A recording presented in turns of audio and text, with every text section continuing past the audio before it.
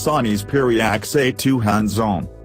Since 2018 hasn't been awash with exciting high-end phones. There's been the Samsung Galaxy A8 getting its first public showing in a couple of nifty concepts from Vivo and Razer, but the new 2018 flagships are going to have to wait until MWC in February. There has, however, been a few mid-range options, with Sony's XA2 arguably the most high-profile.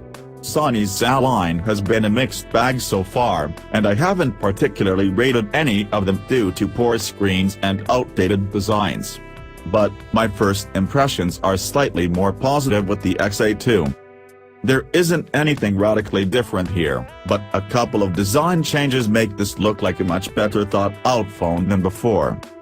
The biggest difference is that the fingerprint scanner, which now sits in the middle on the back, is properly enabled and working on the US models.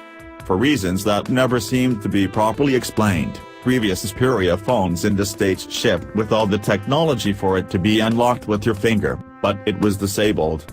Thankfully, that's not the case anymore. Another welcome changes to the design, which follows the typically boxy Sony blueprint.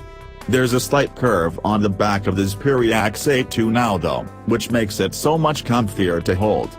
The edges and corners are still sharp, but it feels a lot better than the Xperia XZ1. Having said that, I am truly now bored of this design.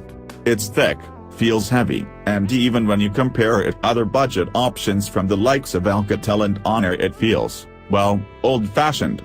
The front of the phone is metal, but the back retains the cheaper-feeling plastic of the predecessor.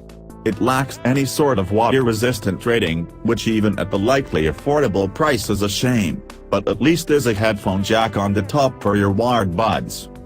The 5.2-inch screen is now 1080p, bumped up from HD on the XA1, and from my first impressions the LCD panel looks good. It's bright, colorful and almost stretches to the edges on the sides. It's not the biggest screen around, there's the XA2 Ultra for that, but unless you're really into streaming video on the go you should be fine. On the inside, Sony has ditched the usual MediaTek CPU for a Snapdragon 630 and good on them.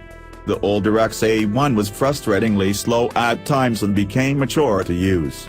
There's also 3GB RAM, 32GB storage and a decently sized 3300 mAh battery.